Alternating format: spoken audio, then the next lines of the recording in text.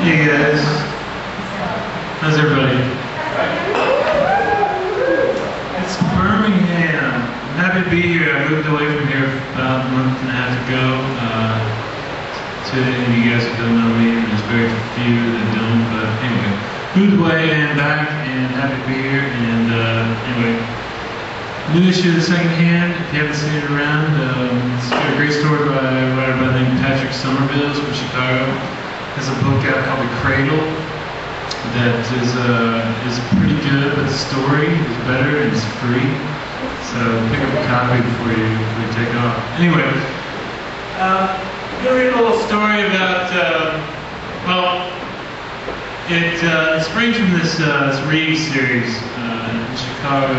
Friends of mine do and have done it for years, called the Dollar Store reading series.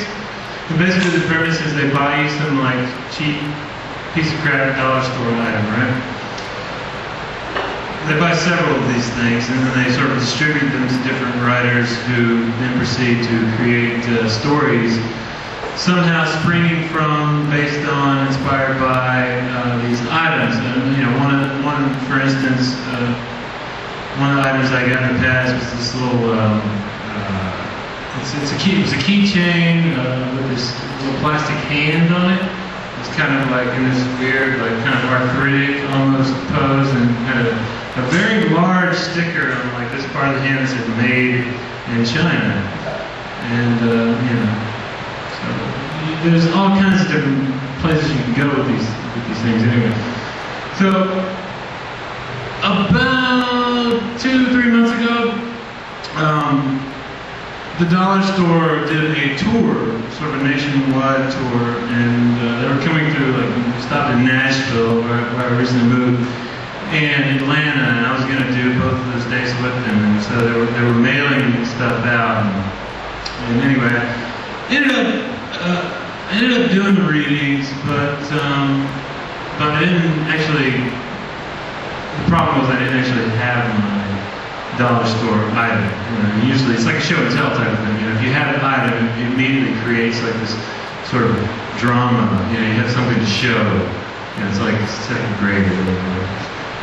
But you know, very second grade, but very fun and cool and everything at the same time. And so I didn't have my item, and the reason I didn't is, well, it's kind of complicated. I guess it goes back to about the time I got it, I was thinking about my childhood and on the long ride home from work down in Tuscaloosa, where I used to have to go almost every day. And all the things that have fallen apart over the years, the notion of one day achieving rock or pop stardom, a la early 1980s Michael Jackson being a model, I guess. The other silly dreams of being a fireman, a policeman, truck driver, a fiction writer. Right? It got me a little sad, really, and it was all sparked by news reports about my home state's governor's disappearance. That's right, I'm from South Carolina originally. The governor there, Mark Sanford, was fresh from defeat in battle with the state's courts and legislature over federal stimulus money, and now he was gone, and nobody could say where he went, though there were rumors he was hiking the defeat off. Sweating it out on the Appalachian Trail, they were saying. And so I thought that here was a man in need of a break, or on the verge of a breakdown, say, sick. And I felt pretty sick at life myself, so primed for empathy. When I got home, I found in my mailbox a letter from Zach Dotson, my friend in Chicago, who sort of organized the Dollar Store tour. And anyway, the letter included the item that I was to have written from. He had mailed it like 4 weeks before, and it finally forwarded to my new address, which probably shows you how out of touch with most of humanity I've been. And nonetheless, though, I was delighted to note that it was a get well soon type gift CD. Sick as a Dog, it was dubbed, or so was dubbed the track on the CD. A little dog singing to the receiving sick party a ditty to the tune of Farmer in the Dale that goes a little like this. I am your puppy dog, I was sitting here for you when I heard someone say that you were feeling blue. They say you're sick as a dog, well I don't know what that means to you, but this is what it means to me. And then there's this chorus that repeats throughout the thing, and it goes like this. Yeah, I'm feeling blue, so I must have the flu, and I guess I am sick as a dog. It's a dog talking, right? Very heavy stuff. But I'm getting ahead of the story here, really, because I didn't even open the clear plastic sort of packaging the doggy CD was contained in. I'm really only guessing at the Farmer and the Dell tune, too. You can sing anything with that, with any rhyme scheme whatsoever to that tune.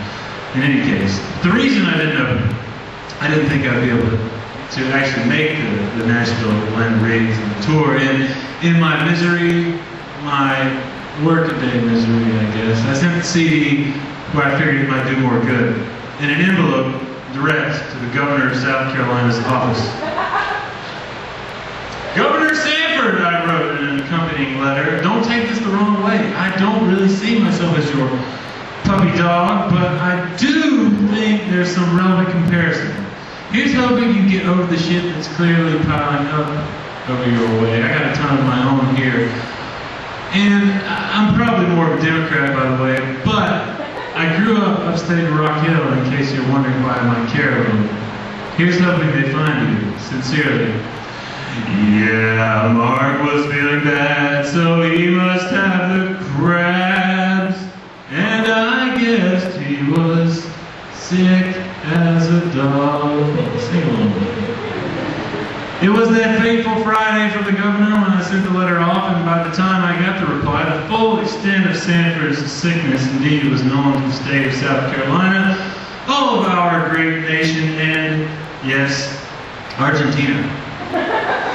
Sanford had joined that great big guard of politicians who succumbed to an extramarital affair type scandal, this one notable not only for its international character, but for released email exchanges between Sanford and his Argentinian lover, Maria, in which was made quite clear he'd fallen head over heels in the manner of maybe a teenage or early 20s boy longing to be a pop icon. In one, he even conjured an image of the receiver of the mail with her hands holding two magnificent parts of herself, he wrote. Which reminds one and all, no doubt, of embarrassing, mentally rehearsed conversations between oneself and the object of one's affections from, like, 10th grade, maybe. The governor's office's reply to me showed up in the mail a week on, following Thursday. The sentence is positively pregnant with the kind of unintended irony that can only be the product of time, events providing the rub, bearing out the comically false nature of what was known about the past, in the past. Or maybe the staffer writing the letter was a joker. In any case, Dear Mr. Dills, it read, we assure you the governor's in fine health. We have, however, received both magnificent parts of your missive. Letter and musical will get well soon, and we'll deliver them to Governor Sanford at the appropriate time. All best. And so I felt like a dud. I must have had the crud, and I guess I was sick as a dog. That's right, yes. I wanted to go out into my tiny little backyard and howl at the moon with delight. And I wanted to quit chewing socks and shoes and toys and digging holes in the yard, to sit real still while I get in my bath and not make a mess on the floor. All for gloriously promiscuous Republican Governor Sanford, I do say. But I did not do any of that. I'm not a dog, it's true, so I wrote once more to the governor that, yes, magnificent indeed, Mr. Sanford's office, how magnificent so. But can I tell you that I regret sending the CD? Really, it sounds like Sanford's doing better than most of the governors out there. Which is to say nothing of all of the other humans, including myself, in terms of life and love and all of that. Send my regards, and enjoy the puppy dog, no doubt. Sincerely. Because, yes, by the time I actually made the time in my hurdy-gurdy, hurry-up-wait, increasingly complicated existence, the at least partial source, perhaps, of my own sickness, to write that final letter, and maybe to ponder the implication of this slapdash chain of events. The implications of this slapdash chain of events. Time itself had proved me stupid. I knew that I'd picked the wrong recipient for my get-well-soon dollar store reading series item. I should have sent it to Michael Jackson.